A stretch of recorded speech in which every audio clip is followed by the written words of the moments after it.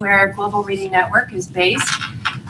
We're a community of practice serving the global community that is supporting early grade reading, early grade reading for children around the world. And we are sponsored by USAID. This is actually a bit of a follow-up to a program we had earlier this year on tracking and tracing books, out of which there was some interest in getting some more support in terms of preparing for effective book procurements. And so we decided to follow up with a series of sessions, and we are actually preparing guidance on this issue. So please look for that sometime soon. Today we have a couple of speakers with us who are experts in the field, who are leaders in the field, and I want to introduce them, and then I'm going to pass it on to our moderator to work with us, or to share what our objectives are for this webinar. And so I would like to introduce first Linda Hiebert, who is the Global Book Alliance Senior Advisor. The GBA is a partnership of public and private stakeholders working to ensure that all children have high quality books and the ability to effectively use them by 2024. Previously, she was Vice President for Education at World Vision for 7 years, and she has extensive experience living in Asia, working in Africa, Latin America, and the Middle East, and she graduated from the Kennedy School, Harvard University, with an MPA. David Muita, who is joining us from Kenya, who can wave. He's a teacher by choice. That was the first thing he wanted us to let everybody know. He has a bachelor's in science from Nairobi University, diploma in human resource management from the Kenya Institute of Administration. He's been in educational publishing for the last 30 years. Today, David is the managing director of Moran Publishers.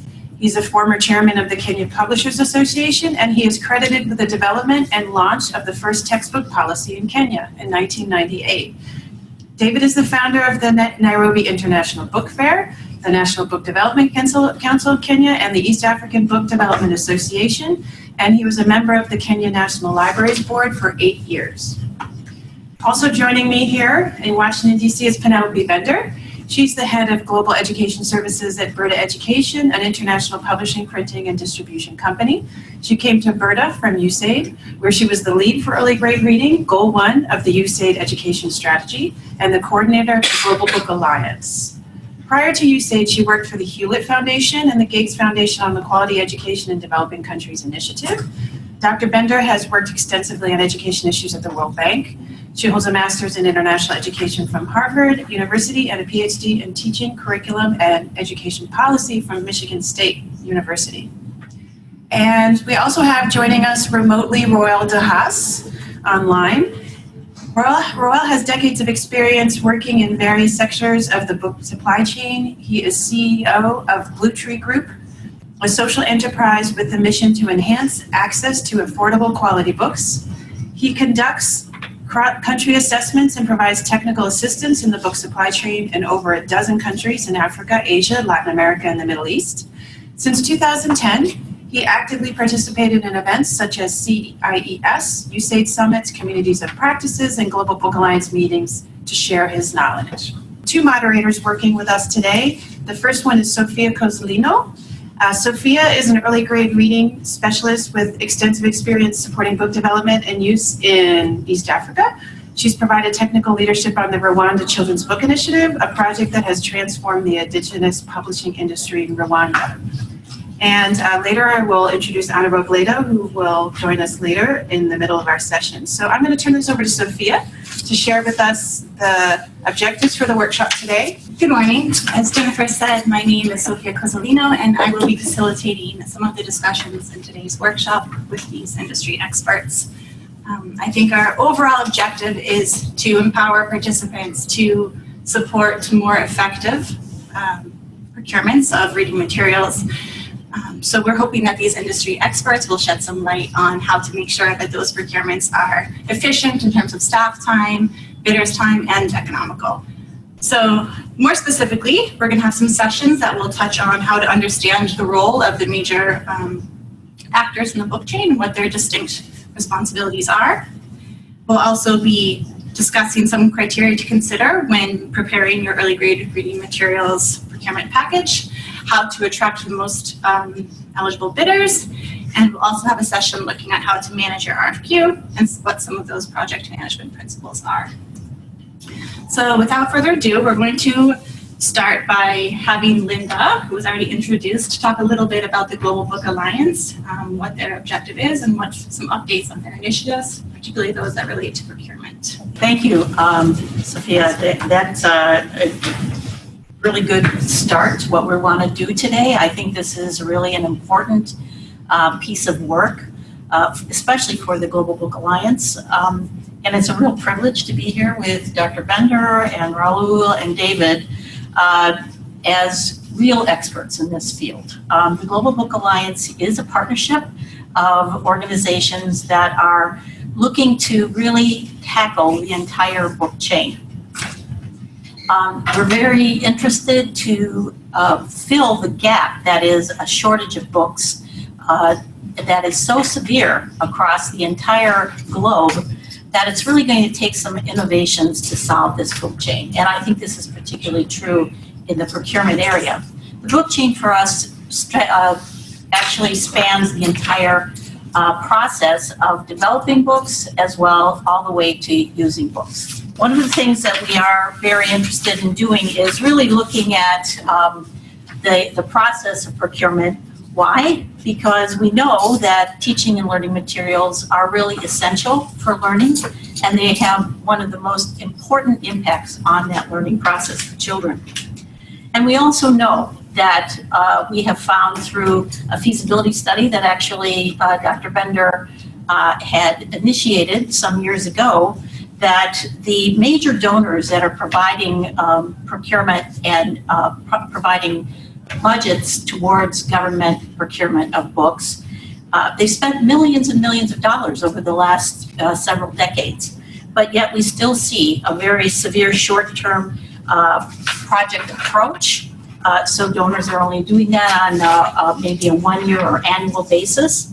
We also see underfinancing by governments and by donors. We see supply chain inefficiencies in the whole system, and we see high levels of loss and damage along that process in terms of distribution. And then finally, there's lack of coordination.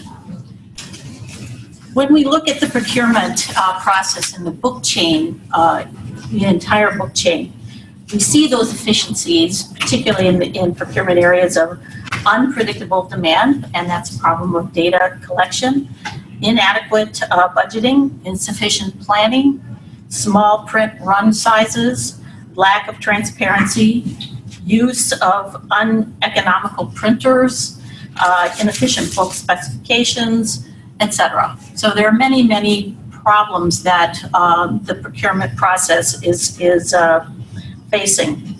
So what is the GBA's involvement in this? The GBA would like to work with across the entire spectrum of the publishing industry as well as governments and donors to really tackle these problems. So one of the things that we have started to look at is in the procurement area, what are the policies of purchasing, printing, and delivering? What are the standards that we need to really look at in terms of technical specifications in the physical quality and use of books? What is the cost-sharing model that might be applied to the production of books? And then what can we do in terms of that transparency piece that is so important in terms of how we're going to actually get governments and publishers and printers, as well as those that are delivering books, to trust each other. And then finally, how can we incorporate the participation of the publishing industry in this process? So we are very interested in looking at this as a whole of the, tackling this as a whole of the book chain. One of the things that we are doing is looking at this as a piece of many parts that need to work together effectively. And so we're looking at what we can do with the publishing industry to help tackle some of the issues there that would impact how procurement is done. We're looking at how do we develop titles that can then, particularly in languages that are not as prevalently supported with materials, particularly just readers for libraries and digital options. And then finally, we're looking at doing some country pilots that will incorporate all the pieces of that book chain. Thank you, Linda.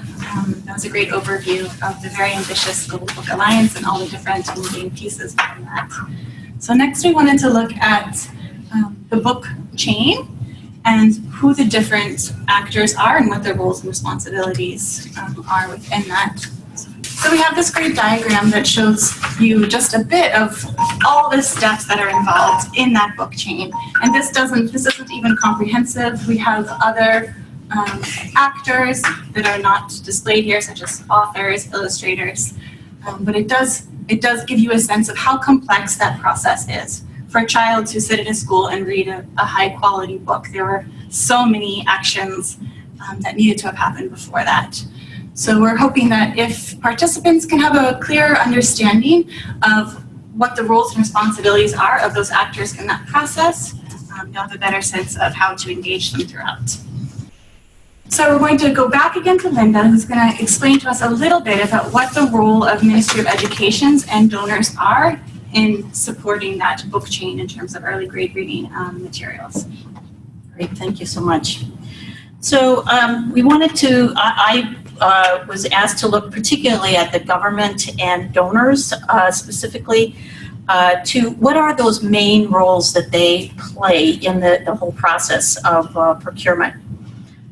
Some of the key roles for the government is providing the overall policy guidance, and what we are talking about there is allowing foreign companies to compete locally, as well as encouraging domestic involvement as well for domestic publishing companies. Secondly, the government would conduct periodic dialogue with publishers, printers, freight forwarders, and booksellers to gauge the industry capacity to carry out these various parts of the procurement process. So that would be looking at cost and availability of paper inside the pages, for example. The government's also set the evaluation criteria and weight of each criterion for evaluating the quality of the content offered. So there we're talking about setting a point system that would then help the government to evaluate the bidders. Then we also look at sets of the quality standards for selecting the book or other instructional materials. That would be around prescribing the weight of any given content for quality relative to the price. So would you weight the quality of the content to 60% and the price at around 40, for example. The government's also trained pools of evaluators of content quality. So that's again using different practitioners, technical experts that would be looking at the qualities of the content itself. And then establishing standardized technical specifications for the books themselves. So that would be the size of the book, the number of pages, etc. They also would look to apply strict laws and regulations and policies against any sort of fraudulent or corrupt practices. And they would encourage open and free competition. So example of that would be limiting the number of bidders, but also being very fair in looking at their participation. And then finally, for the governments, it would be looking at prompt responses to any suppliers' issues, inquiries, and making sure that they have a timely process of payment for claims against the procurement and delivery. For the donors, their particular involvement would be to provide clear guidance for the governments on procurement and eligibility for financing. It would be familiarizing the government with the donors' procurement guidelines and rules and regulations that are set by that donor. It would also be providing the third-party technical assistance to governments in the preparation and process of procurement activity. So, for example, setting technical specifications, developing procurement documents, and so on. The donors would also review and advise the government on the completeness and accuracy of the procurement documents. And then also they would help the government in all aspects of procurement, but they would not participate in the process itself. Donors also review and advise the government on the completeness and accuracy of the evaluation reports and recommendations to award contracts to evaluated bidders. In the cases of any complaints or any protests, the donors would help the government to take steps in a timely way to resolve any of those complaints or protests. And then finally, it would encourage the government to undertake periodic monitoring of the contract execution. Thank you, Linda. That was very informative. We're now going to hear from David Muita, who is on the line. He's going to speak a little bit about the roles of publishers. Just for all the panelists, publishing is a very complex process, and I'm happy this information has been well articulated, and I hope the attendees will understand the difficulties that the publishers go through. But our major role as we get into the industry is to help promote literacy. We feel like it's our duty that the children of the world should lead and lead efficiently. And the materials we provide should help them to do this. It's also the role of the publisher to research on the needs of the children so that we give quality as opposed to quantity. Because quite often, the donors do get it wrong sometimes and think volumes is what matter, whereas in our view, quality is extremely important. So proper research done by the publishers is key. When ready, we then prepare the materials through commissioning of authors. It is our job to do quality editing. It is our job to ensure we have quality illustrations. It is the job of the publisher to ensure that the designs are fantastic and appealing to the child.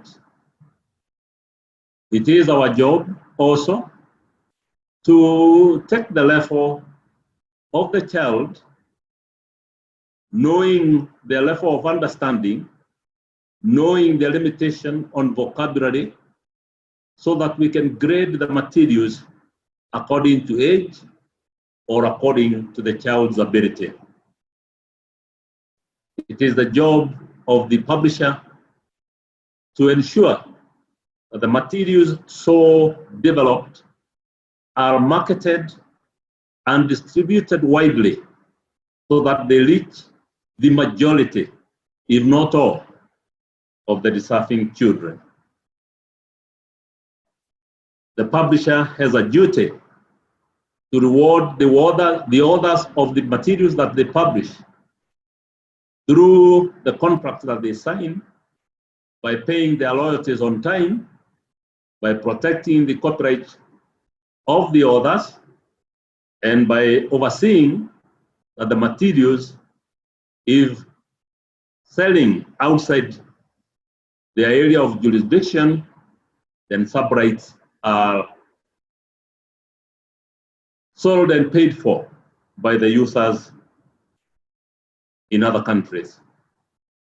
At the personal level, I feel it is the job of the publishers to encourage the establishment of libraries, to work and support government in establishing public libraries across all provinces, all districts, And this can be done through book donations, through collaborative efforts, because the government can also be a primary buyer of all the products that publishers produce.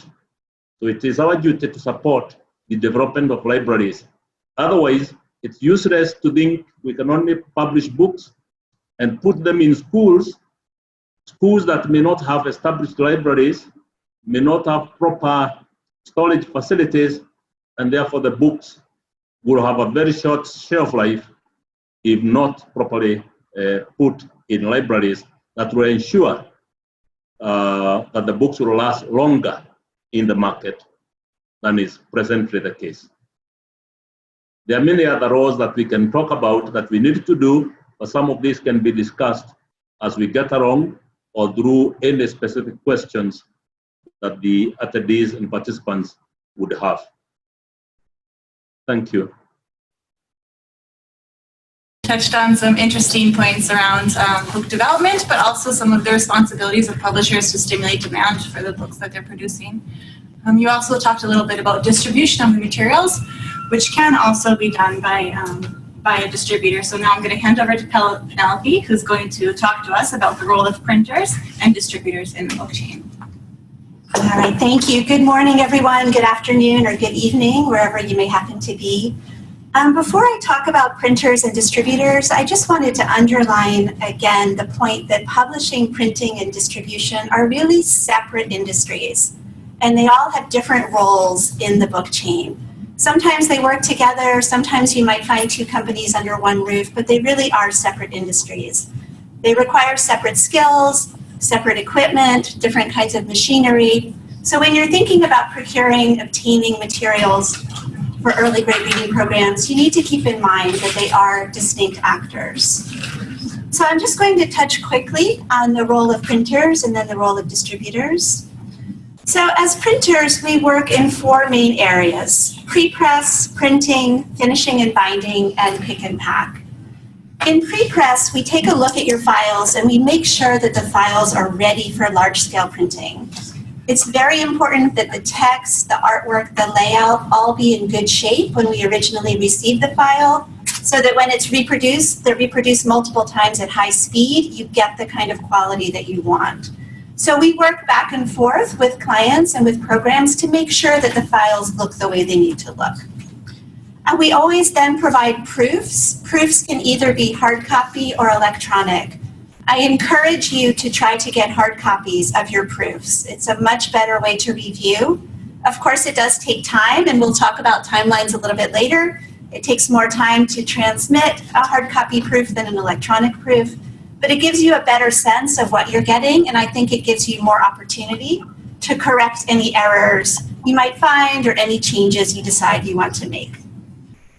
After the proofs are approved, we then engrave your images and text on a cylinder or on a printing plate, depending on what kind of printing will be done. The next step is the actual printing. So in order to print your books, we have to have large stocks of paper, ink, and consumables. And that is an area that I think we can work together to expand understanding of, especially around the availability of paper. Paper is a global market, like many other commodities. And so the prices go up and the prices come down, and the kinds of stocks that printers maintain depend on what's happening in the global paper market. So at certain times of year, paper is more expensive, which means it's scarce, and at certain times of year, there's more paper, and it's less expensive. So you need to think about that. Also, if you're looking for unusual paper sizes or unusual types of paper, it might be harder to obtain it. It might take your printer longer to find it or to find the quantity that you need. So once we have the paper, once we have the ink, we prepare the printing machines, we check the paper, ink, and color matching. Color matching is quite an art to make sure you get exactly the shade of blue that you want in your book. We spend a lot of time on that. We work on printing speed to make sure the machines run efficiently, monitor the quality throughout printing. And then another important point that I'm not sure gets enough attention is that we make sure to recycle all wasted paper. In any print job, no matter how high quality your printers, your printing machines, you are going to have some copies that will not be correct, that will need to be recycled. And so it's important to find a printer who does take the steps necessary to recycle that wasted paper. The next step is finishing and binding, and that's where we put the books together. We bind them according to the specifications that you have given us, which we hope always is appropriate for the size of the book and the number of pages in the book. And then we trim the books so that they have nice clean edges and they look like a finished book. The very last step is around pick and pack, and that's where we pack your books according to the contract. There are really two main methods. Some contracts, some programs want to have all their books delivered to a central warehouse. In the warehouse, they unpack them and then they repack them. Other programs decide to have their books packaged already by school at the point of production. And I can tell you from my experience on the donor side that there's a lot less waste if you pack your books by school. Because every step where people are opening the books and moving the books around is an opportunity for leakage. So packing by school is usually recommended. We use heavy-duty cartons, cover them with stretch wrap to make sure your books can't get wet. Although if you order them for delivery at peak rainy season in DRC, it can be tricky. We put straps on them to make them easy to carry, and we also label them. It's important to think about how heavy those cartons should be, and that really depends on how you're going to distribute your books. So I'm going to talk about distributors now, but when you think about packing, if you are counting on your books to be carried by people for the last mile, that's very different from if your books are going to be delivered by a truck for the last mile. So you need to consider that when you think about how many books you'll pack per box and the size of the boxes you'll use.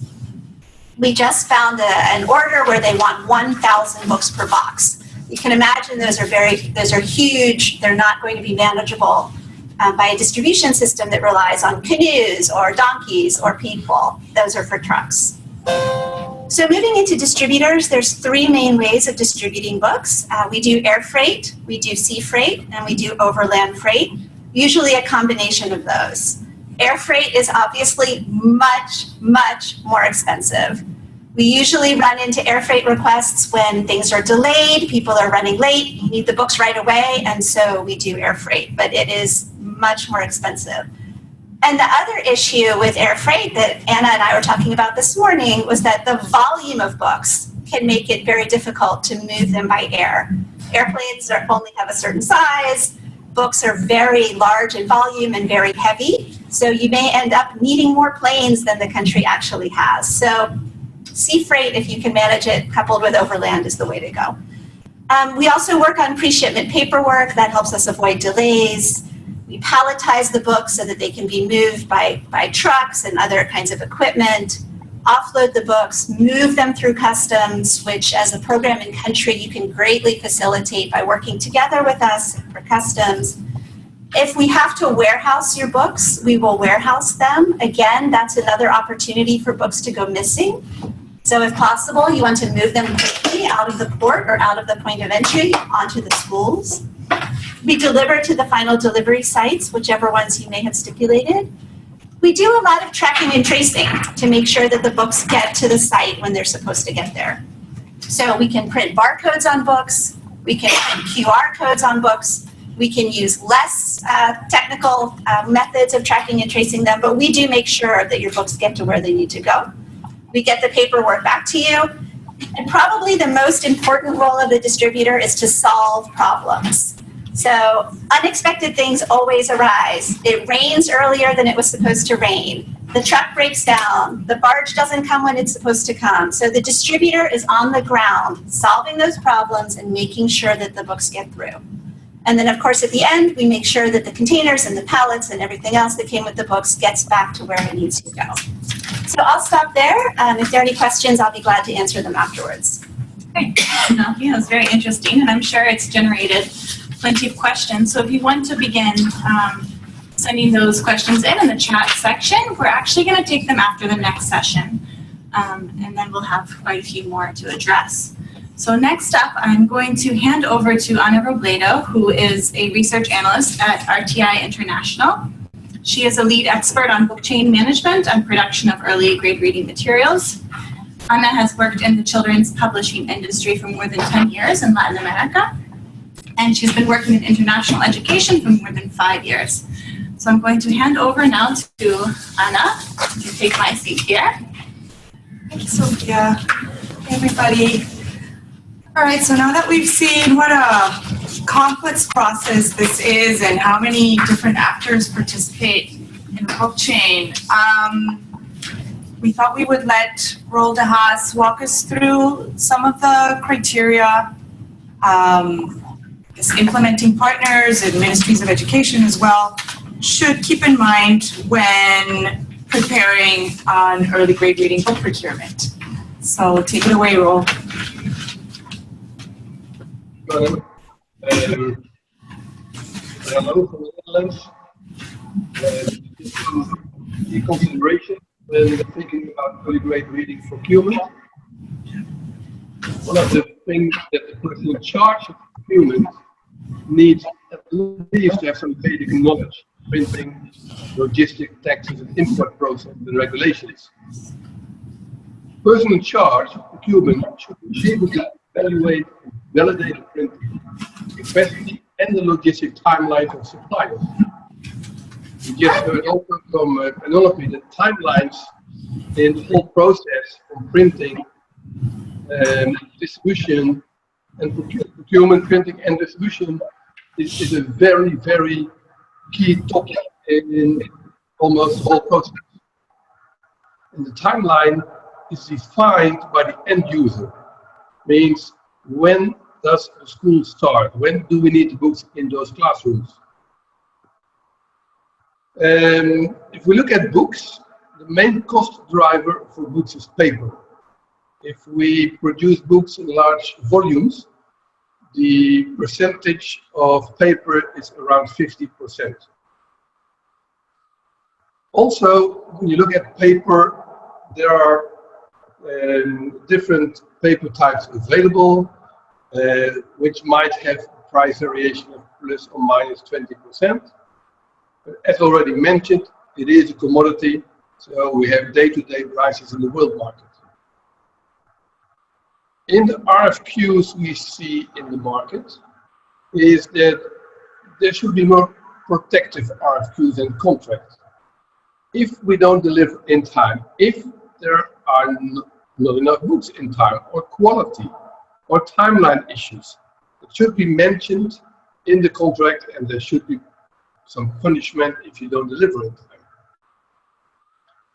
time. Printing, shipping, and distribution is, there are separate processes, as Penelope already mentioned. However, if we can have the whole RFQ in one hand, it avoids finger pointing when something goes wrong or it's not delivered in time.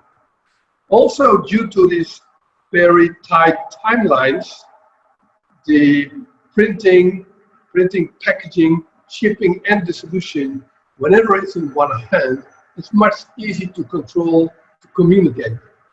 And both printing and distribution is all about communication.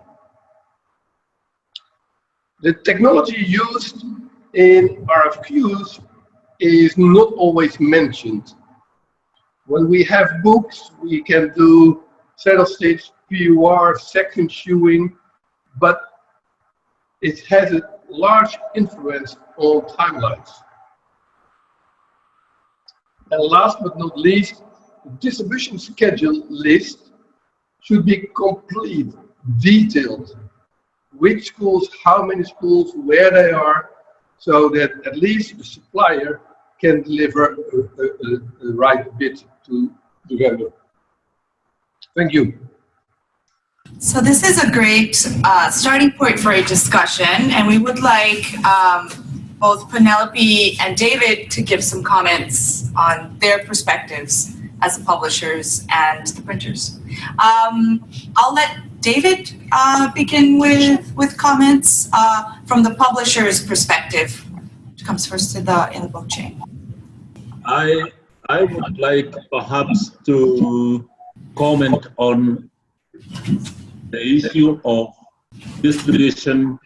We have seen situations where government or donors would want you to distribute books,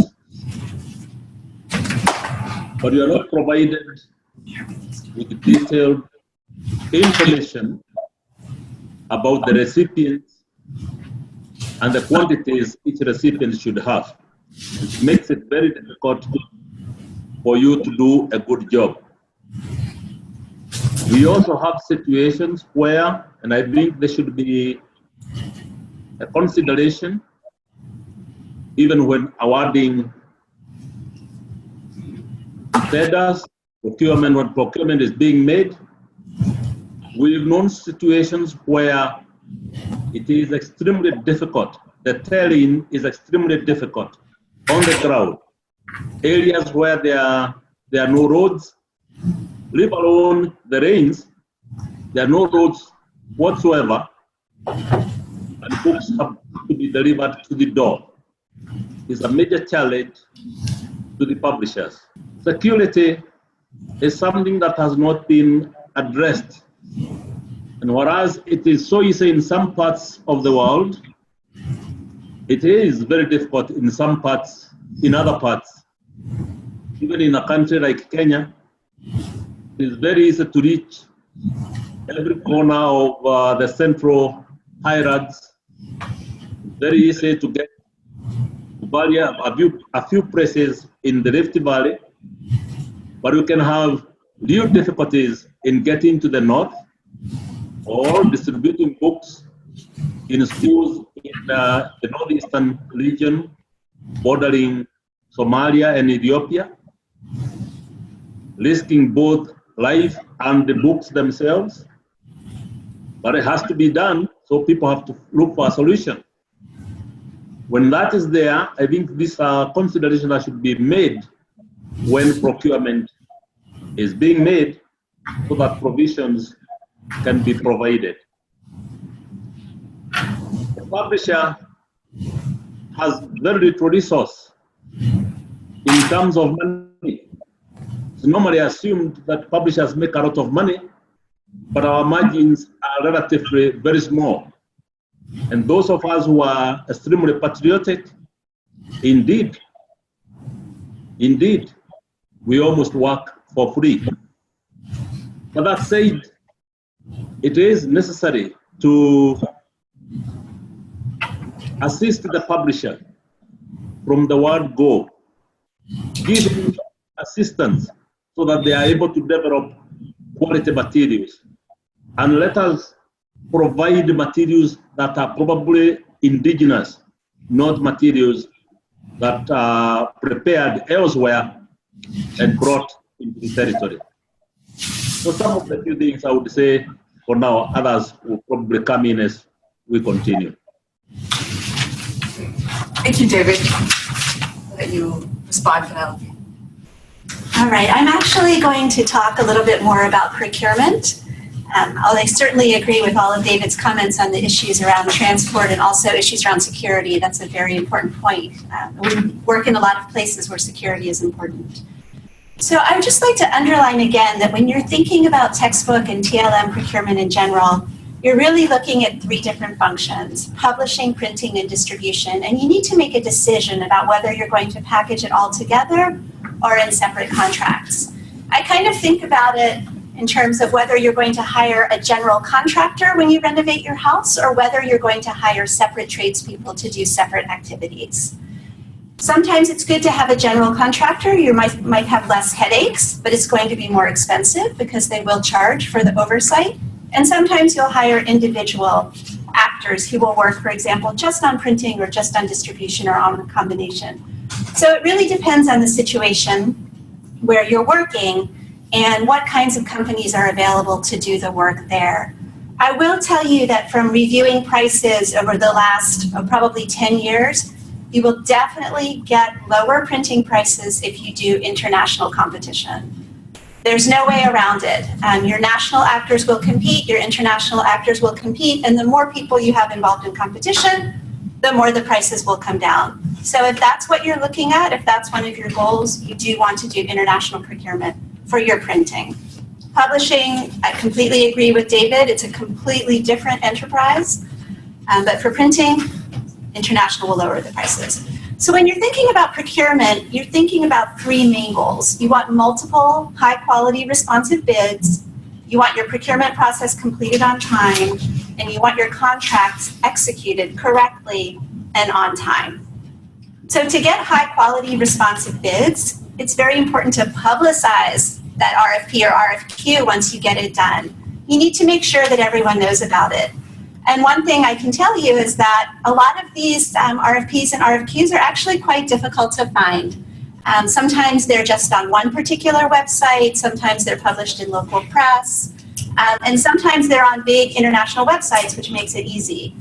But as a program, as a client, you want as many bids as possible, so you want to get the word out. In terms of completing your procurement on time, you want to pay attention to the timeline that we've been talking about. You want to make sure that your files are ready when you tell your printer that the files will be ready. You want to make sure that your distribution company is ready to distribute once the books are produced. And you want to make sure that the school is ready to receive the books once they arrive. Again, executing the contracts on time requires oversight, it requires expertise, and you need staff who have the time and the skill set to pay attention to what's happening along every step. I just want to take a minute to say a word about corruption. So corruption continues to be a major issue in the book procurement process. We touched on it a little bit earlier today, but I just want to expand and underline the difficulties that corruption poses to book procurement all along the chain. It occurs at all stages of procurement, all stages of implementation, during production, during delivery, and during distribution. And so as education program staff, it's very important that you have this in mind and that you're putting measures in place to reduce it as much as possible. We should be looking at something like 95% of books arriving on time where they're supposed to go. Right now, the World Bank is estimating that only somewhere between 20 and 50% of books are arriving on time where they're supposed to go. So there's a huge gap in our supply chain, and most of that is around corruption. And so if we want to talk more about that during questions, I'd be happy to get into that. I just wanted to, since we have a couple of minutes, just touch on a couple of reasons from the printing and distribution side that we see for delays after award. So once your procurement has been awarded, we still see delays. So one of them is that the files come late. You may have thought that you were ready, your publisher was ready to submit the files August 1st, but the files actually end up coming at the end of September. So that, as you can imagine, causes cascading delays down the chain. Another thing that happens is that we get files with a lot of errors. So there's a lot of back and forth to make sure that the files are actually appropriate for printing. David and Roel both touched on the issue of detailed distribution lists. Without distribution lists, we cannot pack your books and we cannot distribute your books. Many times we receive no distribution list, incomplete distribution lists, incorrect distribution lists, and multiple changes in distribution lists. To the extent that for one procurement, I won't go into identifying details, but in one case, the books were actually on a ship. And we got word that they all needed to be repackaged because the distribution list had changed. Now, they were heading to a place where we didn't have staff and we didn't have facilities, so we had to hire staff and rent facilities to repackage all of the books in different size boxes, in different weights, and in different containers. So you can imagine the kind of cost and delays that something like that can create. The last big area of delays that we see is around track and trace and delivery verification. So it's very important to make sure you have your delivery verification system well established. You know how it's going to work. You have accurate contact information for the people who are receiving the books. And you have a system for receiving, filing, data entry, creating databases, monitoring those databases to make sure that you are verifying that all of the books arrived where they were supposed to go. So I'll stop there and turn it back to you, Anna. Thank you. So I think questions should be coming in from participants, and we will select a few and let our panelists address some of these questions.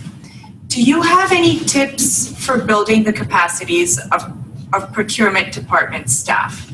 I don't know where this question is coming from, but I think it's a general enough question. I think next slide when we talk about procurement management and planning, we'll give some ideas about the roles of procurers in the whole process. And again, the timeline. When do we start with procurement? What do we have to know, information to put in the RFQ? Which stakeholders are involved? Who is leading and following the process? And there are many ways to think about procurement in a way that procurement is part of the process. And what we see in large projects is that there is book development that takes a lot of time and is not always predictable, where procurement needs some hard data. Start procurement to be able to have a, let's say, a normal timeline to procure and award, to be in time with the whole process. And we see that book development is a process but not linked to procurement. I think if we talk about how to train procurement, I would say that within the team, and now I'm talking about the USAID projects, there must be a lot of intercommunication between the stakeholders in the team. Where are we? Can we have these deadlines? And can we use those deadlines within the RFQ, etc.? It has to be solved within the team. I guess as a follow-up and related question, this is a bit more specific. This person is talking about schools being in different, I assume, hard-to-reach locations where there are no good transport facilities. And the question is, how can we manage book delivery in a timely manner and assure book delivery in time to students' hands in some of these hard-to-reach areas? So what would your suggestion be? Again, I mean, also here, I mean, you hear the timeline. A short-time delivery is only possible in most cases when you produce in country or in the region. And most of procurement rules in many of the bids which are going out are limited to the look at the price. And as already mentioned, international printing is cheaper than in country or in the region. However, timelines are really very important. And if we have a short-time delivery into a region or schools, we should at least have a look at the region or in-country where to produce, what kind of capacity is there in country which can be used. And there are countries, like we have in Malawi, where, yes, yes, I can move closer to the microphone. Alison, thank you. Is this better? There are countries where you can produce in country, and yes, the price might be higher or a little higher, but the timelines are shorter. I know Penelope had a few things to add about timelines and project management. So I just wanted to add a quick comment on distribution and then one on timelines. For distribution in hard-to-reach areas, this is a real challenge, but I would encourage programs to look at how are other things getting to those villages? How are vaccines getting to the villages? How are other goods getting to the villages, like matches, or people often like to bring up beer, which drives me crazy, but still, it's a good point. How are other things getting to the villages? And so when you think about planning, think about, can we do it the same way? I know, for example, in DRC that people are walking the vaccines to villages, and sometimes you're just going to have to do that. I feel pretty strongly, as a person who's worked in development for a long time, that the hardest to reach should be the highest priority. And so that's where the resources need to go, in making sure that you have the canoes, the bicycles, the donkeys, the people, whatever you need to make sure that those students get the books. A note on timelines. I really feel that as a sector, we should be advocating for much more stable book procurements. Students need books every year in every subject, and it should be predictable and consistent. Just to go back to the health example, imagine if you had malaria medicine this year, provided by USAID, maybe in 3 years it was provided by UKAID, maybe in another 2 years by NORAD, but you never knew when anyone was going to procure it. That would not be a functioning health system. And for that same, we see that happening in education decade after decade, where the book procurements are just completely unpredictable, and you could have a decade before you get, for example, a 4th grade science book. And so working on regularizing those procurements, which I think is a task that the Global Book Alliance is taking on, would be a huge asset to everyone involved in the chain, and especially to the students who need books every single year. Could I also just respond to that, to the distribution in the hardest areas? I fully agree with Penelope that that should be the priority when it's the hardest place to reach. But I also think that there needs to be some sort of incentive for that distribution to actually take place in the hardest areas. And sometimes what we're finding is that, for example, the Ministry of Education or the regional education department will rely on either local people or local principals or others that don't really have an incentive to actually get the books there on time, other than they really care about the children. And so that's another piece that I think is very important. I can give you one example where in Honduras, for example, and I know Roel knows this well, they were relying on local teachers to pick up the books at a central point, but they were relying on those teachers to do that on their own.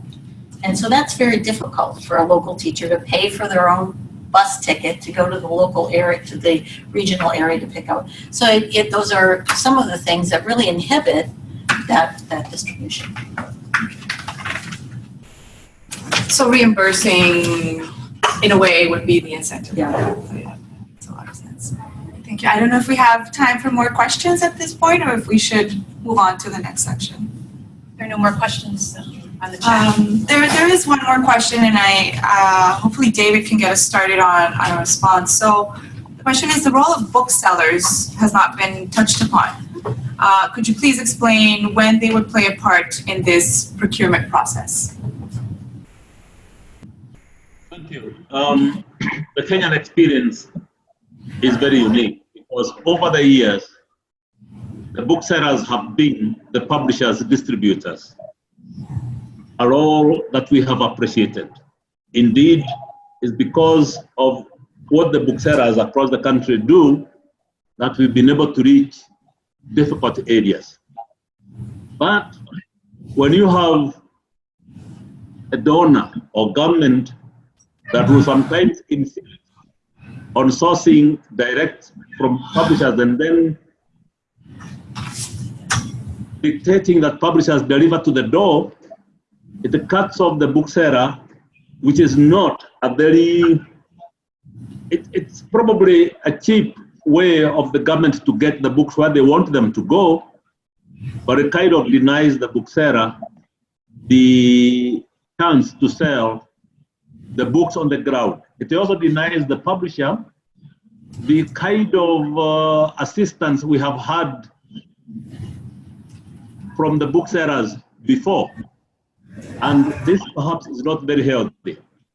Booksellers, in my opinion, through their associations, can work together so that we decide, or the government or the donor decides through a competitive process to have distributors appointed at local level. Because to me, that will even sort out some of the difficulties we talked about, being able to reach those part of areas. Because if I have a bookseller in Mandera who becomes the distributor of my books in that region, he will have it easier getting to the schools than I coming from Nairobi. So booksellers are extremely important to us. And from where I come from my own standpoint, They are crucial in our industry. We may not be talking about them right now, but they are an important cog in what we do on a daily basis. There's another question here in the room. I have two questions. Thanks, everybody. And so my first question is to check my understanding. When I think about the differences between printing and publishing, I think of printing as sort of nesting within publishing. It's one aspect of a chain, and publishing has a lot more to do with owning copyright than producing a written document. But I think it would be very useful for us to be able to say, both on the webinar and in the notes from the webinar, exactly how to distinguish printing from publishing for people. So if we could review that section. And then in terms of measures to incorporate to reduce corruption, does anyone of the specialists on the webinar have a top 2 or 3 recommendations? This corruption being is a real disease that eats into, as I spoke earlier, almost every sector as we grow. For us in the distribution chain, and that is why I am rooting for booksellers. When you have centralized procurement, you make it easier for the procuring officer to demand for a bribe. You just delay your lists deliberately. They will do a few other things because they know you have nowhere else to go apart from them. But if we distributed the procurement, in other words, decentralized, in a country like Kenya, we have 47 counties. If we went to all the 47 counties and we made procurement officers in each country responsible, then it would be very expensive, very, very expensive for the bidders to make attempts to bribe the procurement officers. Because they're, how do you bribe everybody and think you can get away with it? Spread the cost and make sure these people suffer hard. If you decentralize, if you centralize, you are actually inviting trouble. And that's the way I see it. And I don't know. I don't know. We don't punish the crooks because that's who they are. We don't punish them enough. And therefore they think it's something they can repeat today, tomorrow, and the day after. And the real people who do the work, the publisher, the author, a genuine and honorable bookseller, we lose out because somebody somewhere cut corners, and it's very painful, very, very painful. And the child is the one who suffers most because they do not get what they are supposed to get. And we will continue talking about it. I think it's up to us to police the delivery process to ensure that the child gets what is rightfully theirs. So I talk about this with emotions because I feel pain. As a business, I've lost plenty through corruption, and I feel that it's something that we should all fight against. In my country, it's rife and it's very bad, very bad. Absolutely agree. Are there any comments, additional comments on the corruption question, or would anybody like to address the publishers versus printers question as well? I can start with corruption and then talk Sure. about the publishing printing.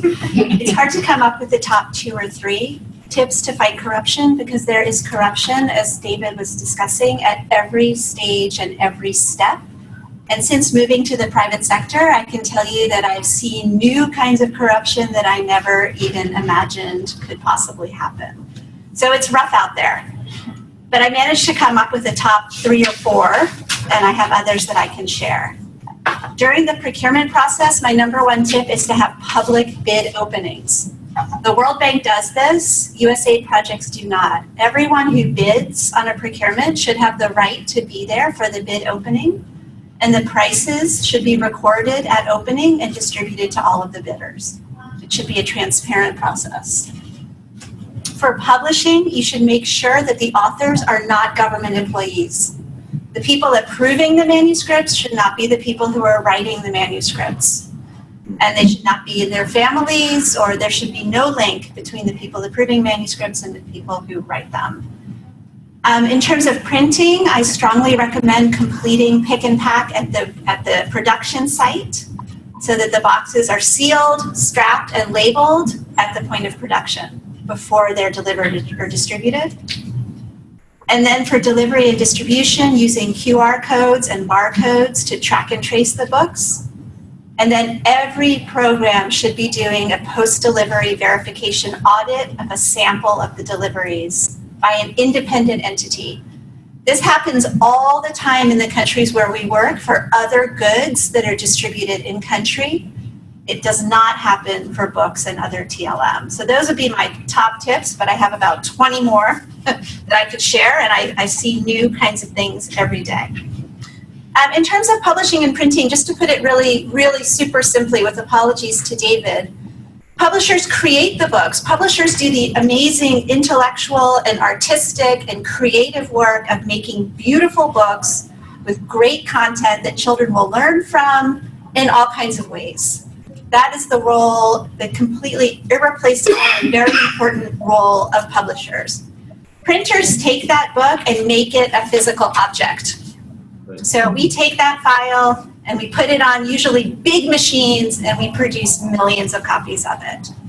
So although publishers and printers can be related, they are completely separate industries. And when you contract them together, in most cases, your publisher will be outsourcing the printing to another company.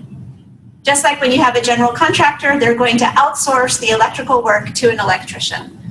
And so, yes, so they're very different. Yes. Different areas of expertise. So I don't know how we are doing in terms of time. I know there's a lot of participants are raising their hand and asking questions. There's one more question that I saw here. It says, are there any innovations happening to either support local publishing or distribution companies? That's from Kate O'Kane. Innovations happening, I think, in respect to capacity building. Capacity building for local Publishers and distribution companies. Okay. Well, Roel, you want to take a shot at answering that question? I think I can answer it from the distribution part. Where you see most countries that publishers and the project from USAID, I mean, they're separate because the project will develop their own books. Whether it's right or wrong, I think it's not the time to discuss this with this audience. From a distribution perspective, I know, and we've seen very good examples, that local distribution can be improved by working very closely together with the projects. Whenever we have a very transparent process, and that's what I think David and Penelope try to say also, to avoid corruption, the more we have in control the process and it's transparent, together with a very good distribution schedule and company, then I think that local capacity building in distribution is really a very, very good example of the capacity building in a country. Can I also answer that? Please. I've seen 3 organizations, and they're international NGOs that actually have tackled this at a country level, which I think is quite exciting. One is Sophia's project in Rwanda, which was very interesting in terms of really supporting local publishers with training. And that was very unusual. A second one is World Reader, who is also doing a lot of training of publishers on the ground, and they have both for commercial purposes as well as for non-commercial purposes. And the third one is Room to Read. And I think all 3 of those are really looking at what is happening on the ground in terms of how to support publishers. Just a word on distribution. I do want to point out the tension between project-driven supply chains and national supply chains. I think that is a big issue in our sector. I think as long as we have project-based approaches to improving education, we will have this tension. And as Roel said, it's not really the time to discuss whether it's right or wrong. But I do think for distribution, there's a lot of room in thinking about how are we working to improve the in-country supply chain. And a ton of work has been done on this in the health sector. And I think there are a lot of opportunities to bring colleagues from health and education together to think about what can we learn from successes and failures in health that could help us in education. Because again, books are not a one-off purchase. They're not a once-in-a-while purchase. They're something that you need consistently in a sustainable way. And so in order for that to happen, you will eventually need, as David said, booksellers, a thriving group of booksellers in the country, along with a national level supply chain. So when we think about designing projects, it should be with those end goals of countries being able to manage these systems by themselves and having the systems by themselves that are functioning. There's one more question. Okay. Another question was from Sarah Anderson. She wanted to hear about experiences of combining the printing and distribution in one RFQ versus separating these two roles into two contracts. She wanted to hear about your experiences. Start with Burda. Okay, so that's really close to home, especially right now as we're working on some of each kind. I have to say that in our experience, just putting purely my Burda hat on, it works much better to do printing and distribution together. We then manage the distribution company. We make sure that the books are moved smoothly and quickly to the distributors, and then we supervise, follow up, and verify that all of the books have arrived at the sites. In a couple of cases that we've worked on recently, the distribution contracts have been separate, and we've had a lot of issues with delays. And when you have delays, you have storage. When you have storage, you have fees. When you have delays, you also have leakage. And so it has definitely not been very efficient, nor has it been cost effective. Now, of course, like with any outsourcing, printers, we do not have a fleet of trucks in, say, DRC, so we're outsourcing that distribution, and there's going to be a management cost. But I think in terms of time and efficiency and cost effectiveness, in my experience over the last just over a year now, it's been that it's worked better when they're together. So, okay. I wonder actually if local printers and regional printers would have a similar response. I don't know if David perhaps could address that question. Say, would all types of publishers and printers prefer to also manage the distribution when it's this large scale? No, it's interesting. In Kenya, 2 or 3 printers can handle printing and distribution, and they would do a very good job. Most of the others will have a big problem. And the problem comes from them not familiarizing themselves with the country per se. If they're in Nairobi, I think some of them just assume once they do the printing job, their job is done. But we do have about 3 printers who can do this job, combine and do it very well. What we do to deal with the situation is to give the job to a printer, and then we commission a distribution agency separately to work directly with the printer. It's an extra cost, unfortunately, because now you're not negotiating terms in the same way you are negotiating with one person about transport and ensuring that the books get where they're supposed to go, and the printer for the printing job. What that means is that you also start the risk of loss, because the printer will tell you, I handed over 100,000 copies of books to the distributor. When the distributor gets to the ground, they'll come back to you and tell you they only received 90,000. It becomes very difficult to know where the shortage came from. And quite often, it's the publisher again who suffers because you can't pin anybody down. The distributor will tell you, this is what I delivered. The printer will say, this is what he collected from me. It comes very, very, very difficult. But yes, ideally, if the printer is able to take the job of printing and distribution, it saves the publisher a lot of time and headache. Right.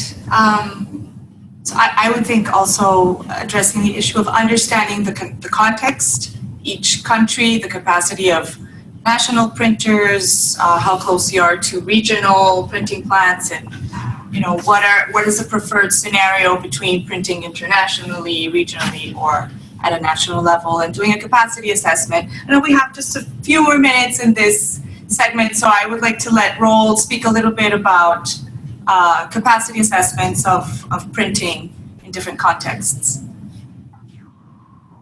Okay. Yeah, that's what we normally try to do in our project with our clients. What we do is we try to find out what is the situation in a country.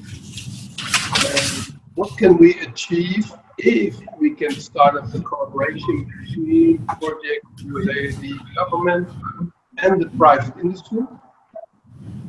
What we see is that private industry is willing to invest if they know where the let's say the book process is going to. The book market for printing is huge. So if we can, and we see it, we are now, Linda just mentioned, we work now in Honduras, we see already movement in the industry, because now they understand more and more the projects of donors and the willingness of the government to think about doing things in country. Then the industry will move, and we will see a capacity building in a country where within 1 or 2 years' time, they will increase their capacity, not only the capacity, but the knowledge of the people working in the industry.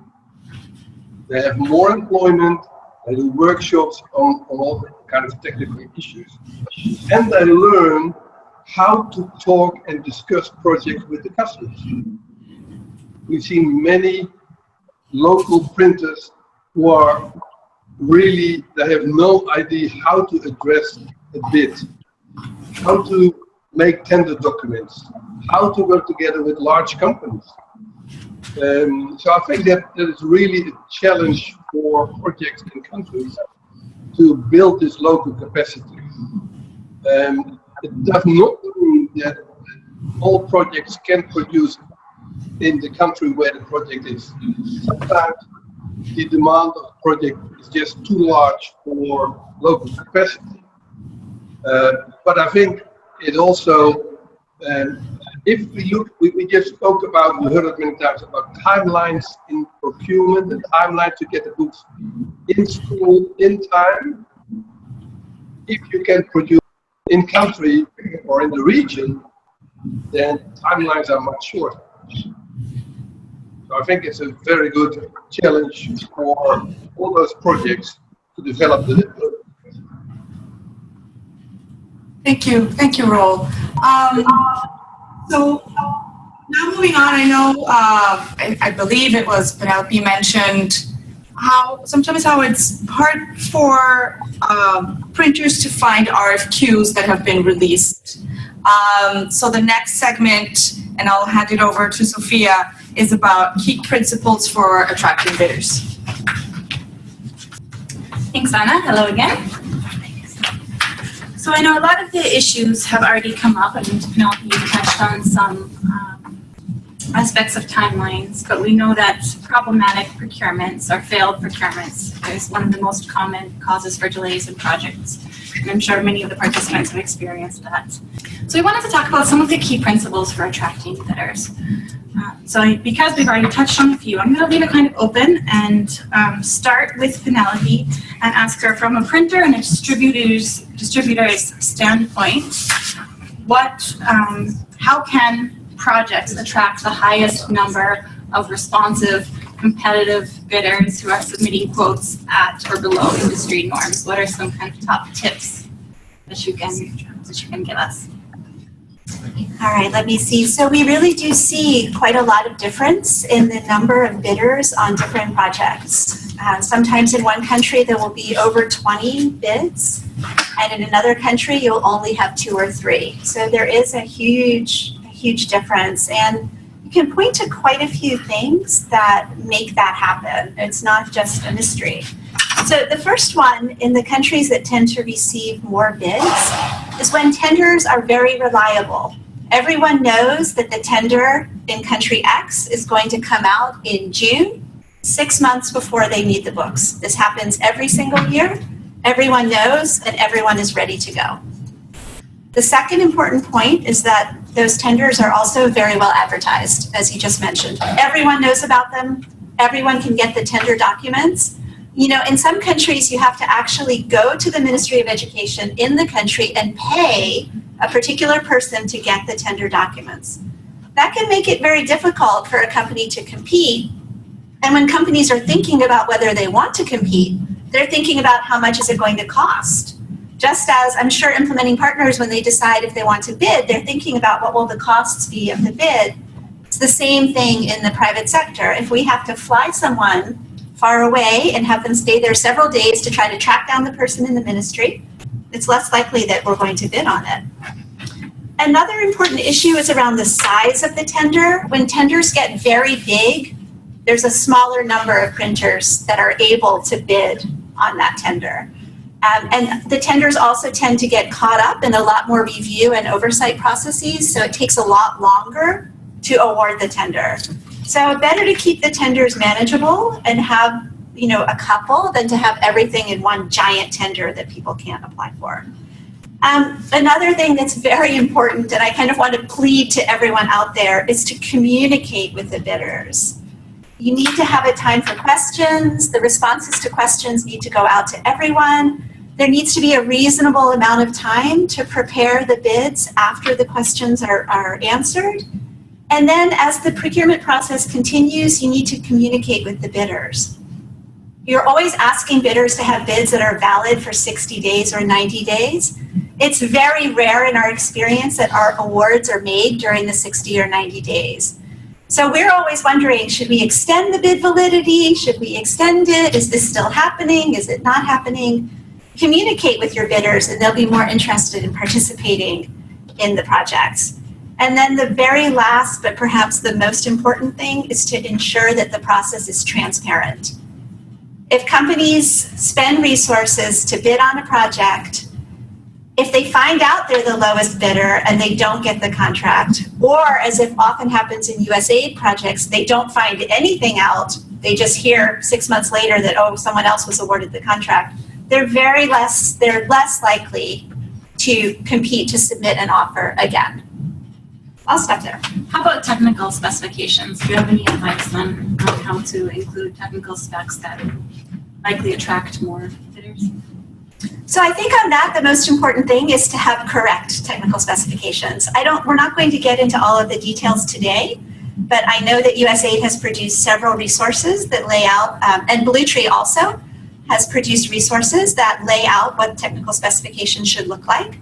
So the more that you can conform to those technical specifications, which is usually things like using standard paper sizes, making sure that all your books have a number of pages divisible by 4, using a paper weight and opacity that are consistent with industry norms, the more likely it's going to be that you get a large number of bidders and that your process, not only your procurement process, but your production process moves forward smoothly. So if you have any questions on that, I'm sure that the Global Reading Network can send out those resources. Again, and I think we might have another webinar to go into more depth on that. blueTree is also a great resource for those questions. Great, and I think also the clarity of the technical specs, that's where I see some issues when it's a bit ambiguous about what exactly the project is looking for. So I would encourage projects to really be as clear and specific as possible. Yes, and I'm hoping USAID will develop some templates that everyone will have access to, so it will just lay out exactly what you need to have and what the options are, just to make it simpler and faster for everyone. Thanks. Now we're going to turn over to you, David. How about from a publisher's perspective? You put a few on the slide, but feel free to touch on any that we haven't yet talked about, your perspective of attracting bidders.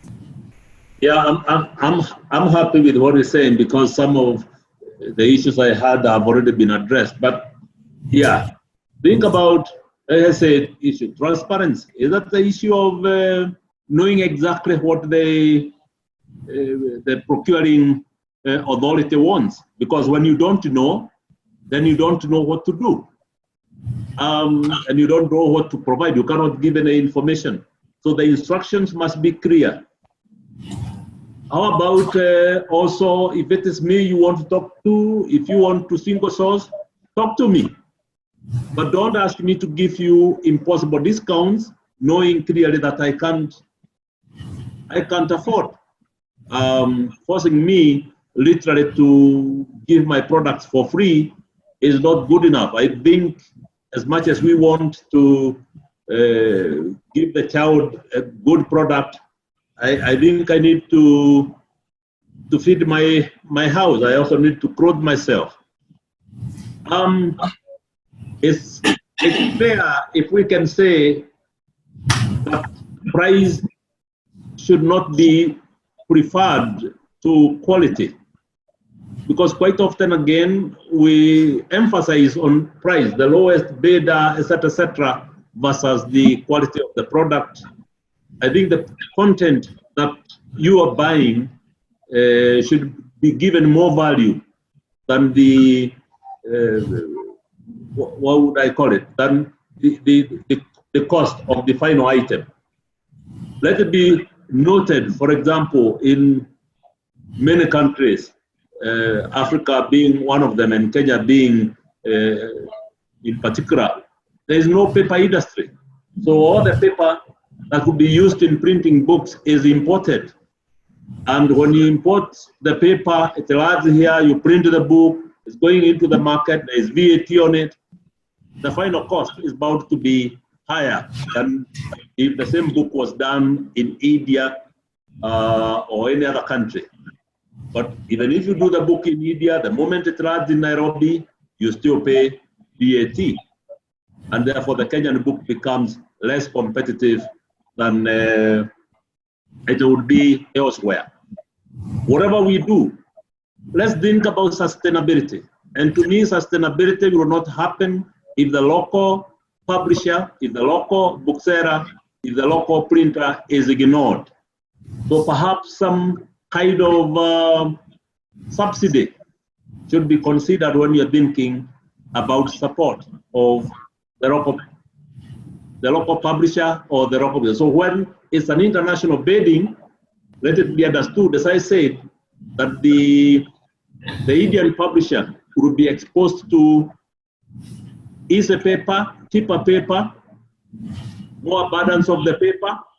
I would have that, and therefore I might not be as competitive as that Indian publisher. So yeah, consider that local input. Whatever you do, whatever is being done, let it be understood that the local publisher needs a bit of support. One thing that was said that I support from the bottom of my heart, USAID, please come clean in whatever you do. 2 years ago, and I say this again with bitterness of sorts, more than 2 years ago, they make us sit down and rush us to develop books for early grade reading. We did a lot of work here in Nairobi, and the books were evaluated by KICD. We paid a lot of money for the evaluation. 2 years down the line, we still don't know the answers to what we did. We're still waiting for USAID and RTI to either buy or tell us they have given the cost. So the little resources I have to spend to develop a product as required by a procuring authority, and then they take 2 years and more to procure. That is hurtful. That is inhuman. They should do better than that, so that they know that I'm a business person, and the little money I have, I would like that money to benefit me in growing my business. Thank you. Thanks, David. I think it's important we hear some of these grievances from a publisher's perspective so we can be sure to take them into consideration when planning for a procurement. A follow-up question I had was, how would some of these considerations differ depending on the size of the procurement? So if it were procuring a couple hundred storybooks versus a couple million, which I know, Penelope, you talked about. So what kind of considerations should we make based on the size of the procurement in terms of attracting bidders? So it really depends on the context. A couple of hundred is definitely going to be a local printer, probably digital printing. That's a very, very small order. The question comes up when you get more into the middle, when you're talking about like 50,000, something like that, 25,000. One thing to keep in mind is that with modern printing, it's very easy to print materials in different languages, so it doesn't have that much of an effect. If you're doing 50,000 in language 1, 50,000 in language 2, it's not that much more expensive than doing 100,000 in just one. But if you're looking at very small print runs, in countries that have publishing printing capacity, you're looking at local, sometimes regional. So one thing that we're interested in doing is partnering more with local printers who are handling some of those orders, but having trouble moving up to the next level to handle more of the mid-size orders, to think about how can we support them, particularly in terms of paper procurement and ink procurement, because we're buying in bulk, so we can pass those savings along to local partners and just make it easier for them to get the consumables that they need to be competitive in local and regional markets. Interesting. Mm-hmm. And how about you, David? What kind of bid is too small for a publisher of your size to be interested in bidding for? When you are needed, you go for anything. Sometimes, depending on quantities, even 2,000, 3,000, 10,000 copies, I'll go for. But it is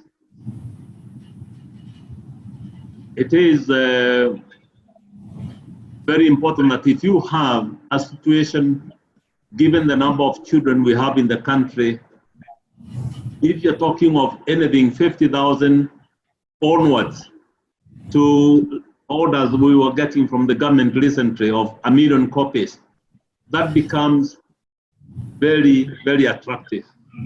And it is then easier when you have the larger numbers, because of the economies of scale, you are able to give the books to the buyer at a lower price. If you're buying 1,000 or 2,000 copies, the cost to you per unit is definitely much higher. So yes, I would participate on condition, of course, even for smaller quantities, that the payment terms are conducive. I'm not going to wait for months on end to be paid. If I'm promised that I'll be paid on delivery after it's proved that I've done my delivery and everything is good, I'll take the bid. I will participate in the bid. Thanks. So I'll just go to some key issues in procurement management and planning, where we see the first part is procurement and planning. And one of the issues in procurement planning is that the process of this book development is not predictable in many of our projects, which makes planning of procurement very difficult.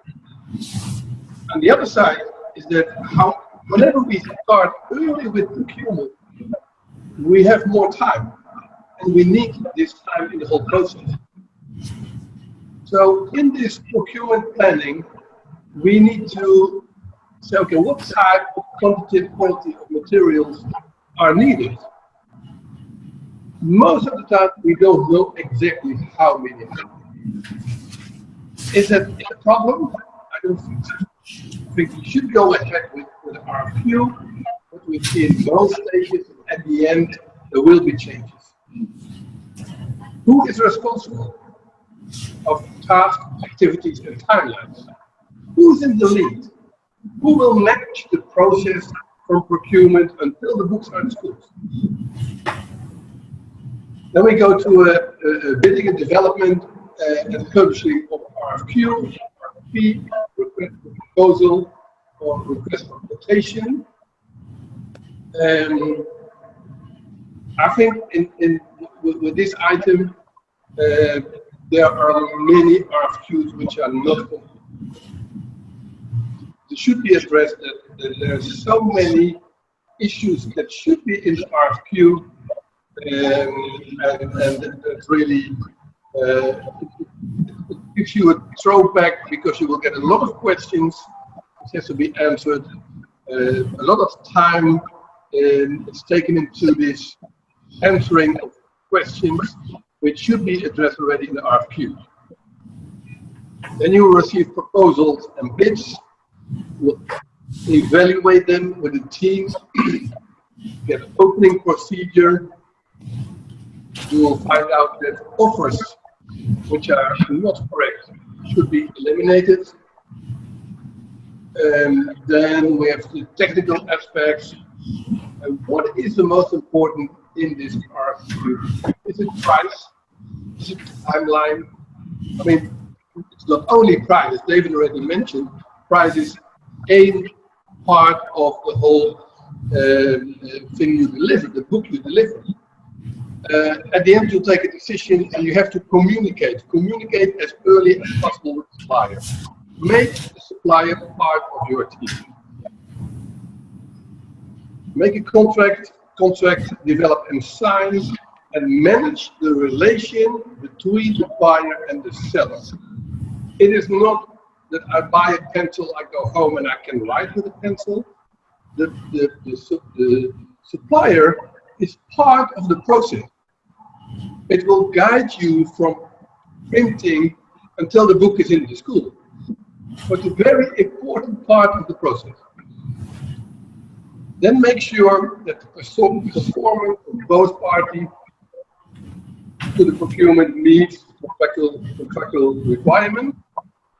And in that case, I mean, if you communicate with the suppliers as a part of your team, integrated part of the team, this will not be a big issue. At the end, as Penelope already mentioned, are the books in school? Do we verify that the materials that you ordered, the amount of materials, the right books to the right schools, do we control it? Are we in control of that process? Then we have to finalize, do we have claims? Are there issues along the whole process? And finalize them. Payments. I think we have to mention that we see in some cases also, I mean, we know from government that whenever you work with government, that payments might be a very difficult issue and will take a lot of time. However, I think that all those projects, that payments should be in time, as printer and distribution companies have invested in paper, in trucks, in fuel, human resources. So I think payments should be really very, very careful planned and done by the vendor. At the end, evaluate with all stakeholders, also with supplier. What have we done? What are lessons learned? How can we improve it for next time? Not just finish the project, go on with normal day-to-day work and do the same next year. Have your lessons learned, evaluate the process, and move forward. I think that's what we like to see in procurement management and planning. And of course, each topic you can go in depth, but this is in general what we would like to see in place. There are some components of the RFQ, the background, and procurement description, activity overview. When will the release date be there? We talk to the customers and suppliers or the bidders when they can expect the award, proposals, close submission deadline, award date. That's really important, as we know that in this case the printer has to buy paper and he has to plan his equipment. And with all means, November and December are the most busiest time for all printers in the world. And what we see in projects, what's the busiest time to print? It's November and December. because January or early February schools will start. So the printers should be able to plan their equipment and buy paper. The commodity specifications, do we have the right specs for those books? Do we know about specs? What are specs? What is GTM? How do we bind the book? What kind of binding do we use? Do we need lamination? Do we need packaging? How many per box? Again, timelines and the terms and conditions. The instructions from the bidder sellers. From sellers, they must record their pricing. The questions concerning the procurement, notifications and deliveries, documentation required for payment for each item, the payment terms, alternative proposals, absolutely, inspection process, and I wonder how many projects do really inspect on site. If we buy 5 million books and we don't inspect them on the press, can we expect the right output? We spend millions of books, millions of dollars to buy those books. We don't inspect them on site. I think the inspection process should be much better. Board notice, value of offer, and representations. Then we have the evaluation process, evaluation and award, price. Most of the time, price is one of the highest awarded points in a RFQ. Delivery, when do delivery schedule, and what do we do when they don't deliver in time? Technical specifications, as described in the RFQ. The past performance. Does a bidder ask past performance? Or are we looking into this gray area where someone will bid but doesn't have any printing facility? Do we check the past performance? Do we request samples from a past performance? The lead time and availability of products and services. Can the printer and distribution company deliver these products and services? We have evaluated in our country assessments many printers, and sometimes we see that bid for a tender, which I'm 100% sure they cannot do. But they want this order, they want to produce. We've seen in countries, even today, that large procurement has been done to a printer where 100% sure he cannot deliver it out. And then the warranty and quality of the product. Can we guarantee, do we know sure that the quality of the books and product is that what we expected? I think that some of the components in the RFQ, and again, I mean, we can go in depth to each component, but I think this is in general what we would like to see in the whole RFQ. Great. And from a project management perspective, the lead time, I know that can be unrealistic. What advice would you give to projects on how to calculate a realistic lead time for their procurement? Of course, it depends. Lead time depends, highly depends on transport. With printing, and we have Penelope from Burda sitting, that can print millions of books in a week and finish in another week. The transport might take 45 days. So it highly depends on where you buy the books. The lead time should be evaluated. That's what I said in the first sheet. Do we have people in procurement or in project team who have knowledge about this creating lead times, creating timelines for production and distribution, how to make timelines, what kind of equipment does the printer have so that you can predict that he can produce it in time? That will define the lead time. But if we see that we still have to procure books today to be delivered early January, it will be very difficult. Also, Roel, you talked about some areas of inefficiency being issues that are not included in the RFQ. Could you highlight a few examples of common issues that are sometimes not included in the RFQ? One of the issues is packaging. Do we pack and label at the printer site, or do we wait and bring them to a country in a big warehouse and start doing things there, which is time consuming. It is questionable that we can avoid loss and damage of books. So that's one example. Other examples are not the right specs or not the right PDFs in the beginning. So whenever we do book development, normally it's done in a team and they work on computers, but it's not similar to bring it to the printer who has to produce materials. So whenever the PDF is ready, that will be sent to a printer, and the printer can tell you, sorry, the PDFs are not correct.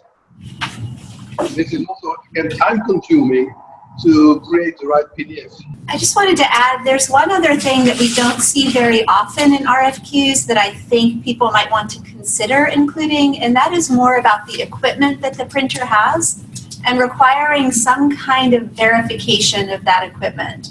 That verification can be done in different ways, and you have to balance between, time consuming and more efficient.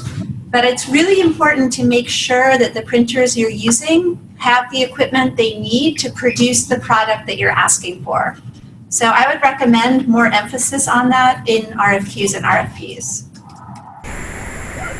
I just want to add to that. I think that's again, in the start of the process, the lack of knowledge in the project team or in the procurement team about, okay, what kind of printers do we have? What kind of equipment do they have?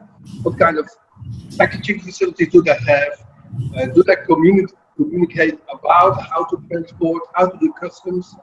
And I think if these things can be addressed at the start of the process, we'll gain a lot of time. So that wraps up the final session, and we're going to start taking some questions from participants based on any of the previous presentations, but we'd also love input from participants on what they would like to see covered in upcoming workshops. So if you have any thoughts, please go ahead and share them now so we can be sure to cover them before we wrap up. So the first question, I think, is speaking to this process that Roel outlined. But how would this differ now that we're in this digital era and we have ebooks on the rise? How would this procurement process differ if we were procuring ebooks? So I don't know who wants to open up. Roel, if you have any thoughts on procurement of ebooks. Besides whatever we can think about the pedagogical issues of ebooks or TLMs, I believe that there are many areas where connectivity is an issue, where the question is, if we give ebooks to students or schools, will they be there in the next 3 months? And from my experience, the books and supplementary reading materials will give certainly the early grade reading children the opportunity to play with books, play with words, play with a lot of things, and I think that's for me. But ebooks can be uploaded, and you can send them with 100 titles to a school. Yes, okay. I don't know from pedagogical side that more you address the table there. I have my questions about it. Tell me, did you have any thoughts on ebooks? For early grade reading, in terms of a business perspective, we're not really projecting that the market will move into ebooks for another 10 or 15 years. We're looking at markets in developed countries. And for the early grades, we're certainly seeing an increased use of technology, but we are not seeing the replacement of print books, supplementary readers, or textbooks for the early grades. When we did the Global Book Fund feasibility study, we looked at those options. And we found that in general, it was going to be more expensive and less effective for the early grades to use electronic. But for high school in particular, it might be a good way to go. Certainly you have different kinds of issues around protecting authors' rights when you have ebooks and open licensing, and I'm sure David can speak to that more than I can. And it's a completely different kind of procurement. You're really talking about procuring devices and then disseminating content. I'm sure there's other considerations around sustainability and the text Yes. work and all the problem shooting that needs to come once you introduce technology, particularly. As I always said, no electricity means no electronics. So hopefully soon they'll be more available. Certainly it's a great way of disseminating information. Great, so we're going to look at what kind of questions are coming in here. So there's a question. It says, publishers' knowledge of early grade reading content and instruction is sometimes limited. However, we want them involved in book development. How can we make this feasible in the timeline and time frame of EGR programs? Any examples of how this has worked well? I would like to respond to this. Maybe to start off. Yes. Yeah. Linda mentioned a bit about some of the work we've done in Rwanda, and I think a key consideration is not just building the capacity of publishers. You need to look at the entire book chain, everyone that's involved in developing books. And then the sustainability issues of the demand, market demand for those books. So I think it involves programs to be more strategic and thoughtful in their planning of how they are going to engage with publishers and build their capacity. Because David mentioned, if we want societies to remain literate after the life of a USAID project, we need to make sure that there is a vibrant publishing industry that continues to produce reading materials for children at all ages, that doesn't stop at P3 or P4. So I think it's a very important consideration for projects, and I encourage you all to really engage with the book sector in your countries and figure out where are their capacity gaps and how you can support them. I don't know if Linda, you want to share any other? No, it's an excellent response, and I think also David should respond to this. But I think the point that we're working with ADEA, which is the Africa organization that works on education and development, and they are looking hard at this issue of how to really support the capacity development of publishers, because and doing it from the perspective of gathering what are the publishers really looking for. So what kind of training are they looking for? They're particularly concerned, and I know David has talked about this as well, about the government policy. So how do they advocate to the government? They'd like that kind of capacity. They'd also like the capacity to understand how to develop leveled and decodable readers. They'd like also to understand the whole publishing process so that they can do a better job of that. How do they build their business case for that? So there are lots of aspects for publishers that they're really looking for support. There are some, as David and others, there's some publishers that have these skills already. But for the majority that we've talked to, particularly in West Africa and other areas of Africa, and some in Southeast Asia, it is a real challenge, and they would really appreciate capacity building. And I think bringing it back to this procurement discussion, some of the decisions that you make in your RFQ are going to exclude local publishers, which may be appropriate for larger tenders that they don't have the capacity to handle. But I think it's particularly when you have smaller ones, looking at how you can, for example, the experience, what kind of experience they need to demonstrate, maybe loosening those requirements for smaller tenders when you believe that you do have some capacity in country for publishers to bid. So another thing just to mention that I hope most of you are familiar with already is that USAID spent quite a bit of time, along with SIL and others, developing software to help publishers produce leveled and decodable titles much more easily. So the hope is that that software will enable more publishers to enter the market. And I know that we're really hoping to see that in the next few years. That software has really taken off. And it's being, I think, spread quite rapidly and widely. So that's the good news. David, did you want to share some thoughts on this?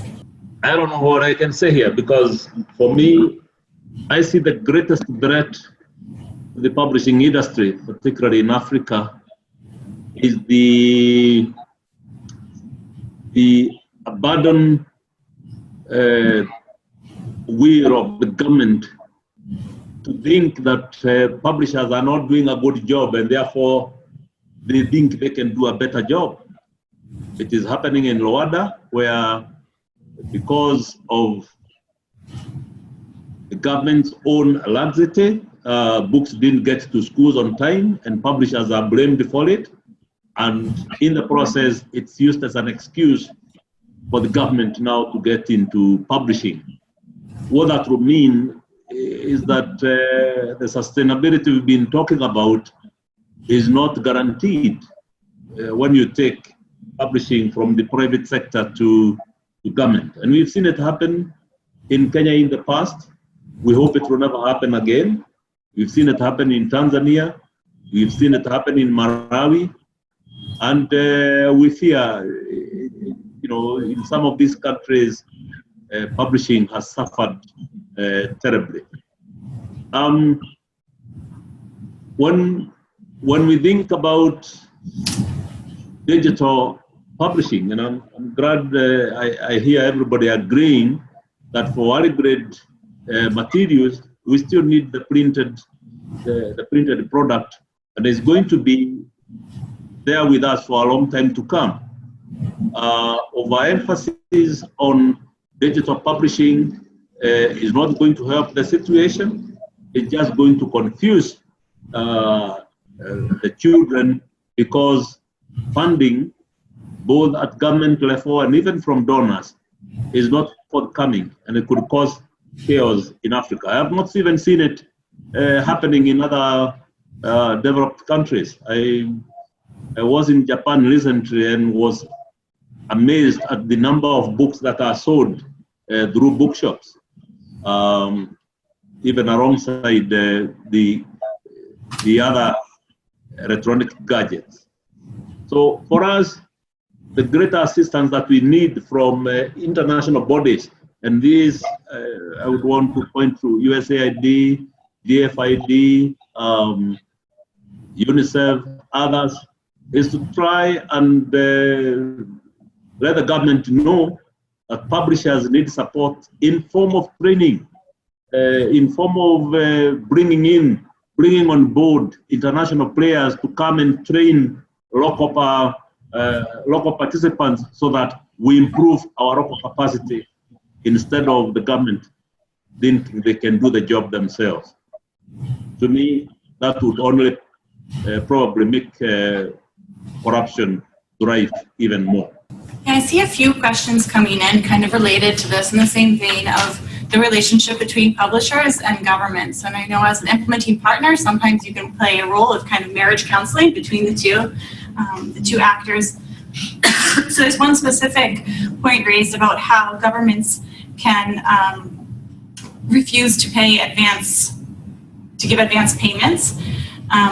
And publishers and printers can wait a year to get payment. So I don't know if any of you guys have any thoughts on if there's a role that implementing partners can play in terms of supporting governments to be more efficient in their payments.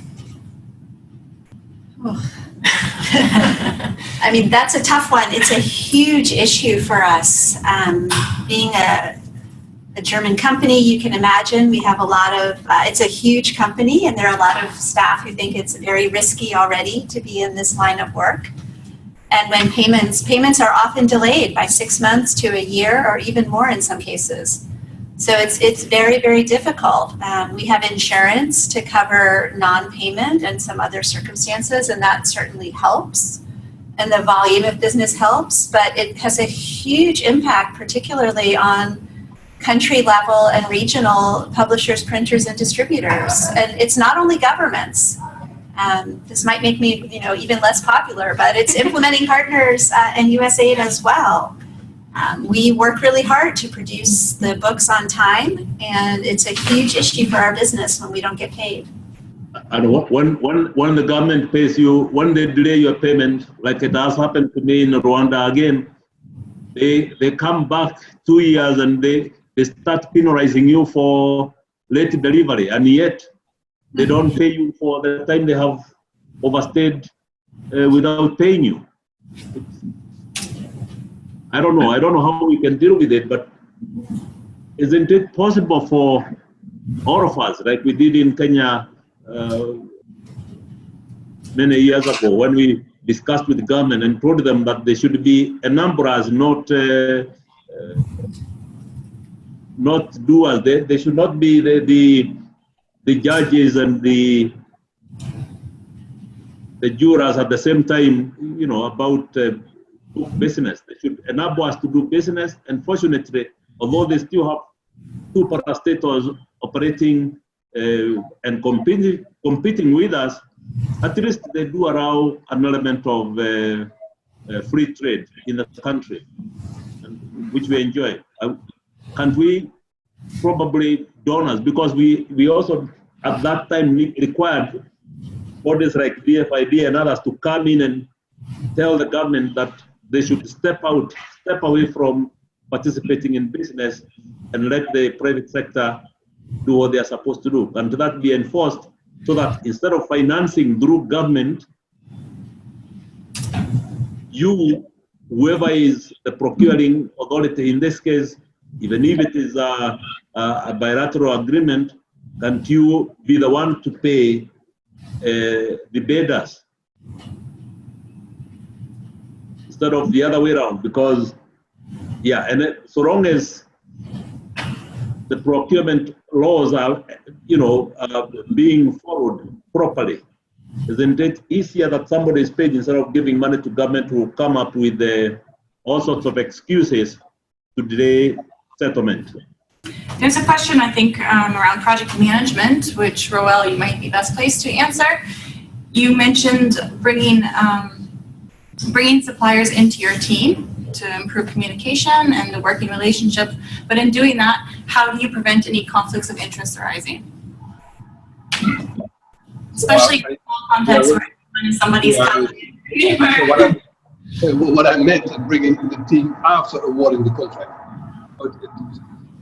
Normally what you see is that the supplier has been treated as a supplier where they are involved in the complete process from printing and delivering the books into schools. So they are in that situation, after awarding the contract, part of the whole team to get the books in schools.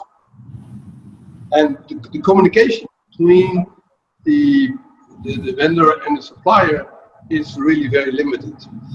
And I think that can be much better, and it will improve the whole process and also the learning curve in the process for the team. Oh, we can do it.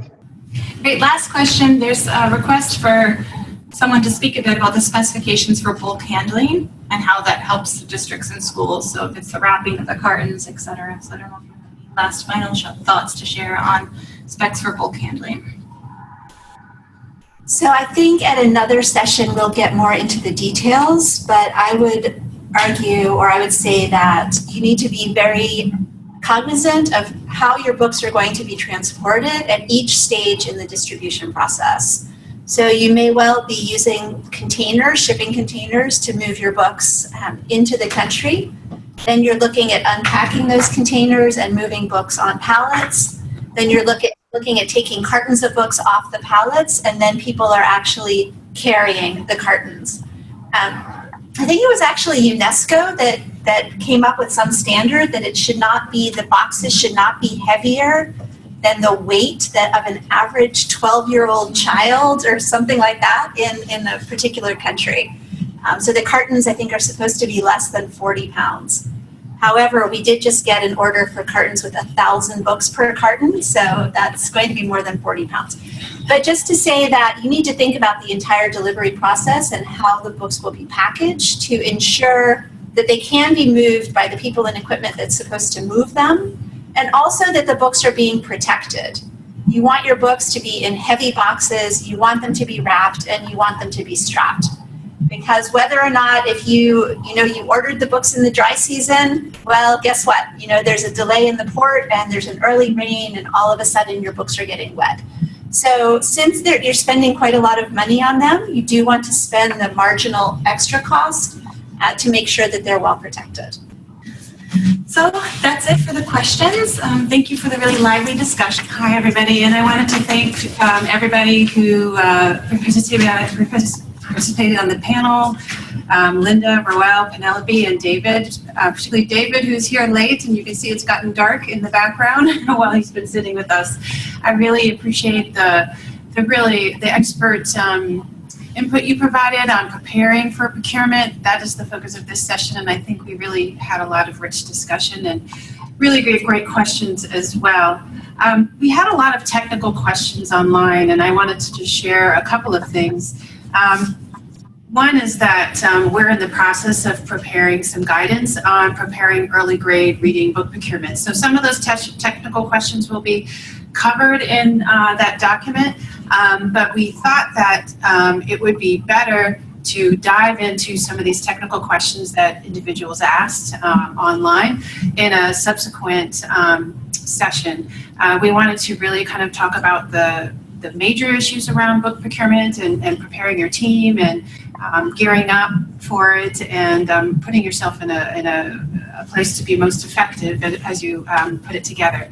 But the question of technical specifications and looking into RFPs and sort of tackling some of the challenges and actually also hearing from the industry as to what not to do, I think that will make a great lively session in itself. So we're going to work on that. We're going to take your questions that you shared and some of the comments here and think about how to creatively create a new session. I would like for you, if you had any burning questions related to specifications or just sort of the details of putting a book procurement together, we'd like you to share them at info@globalreadingnetwork.net.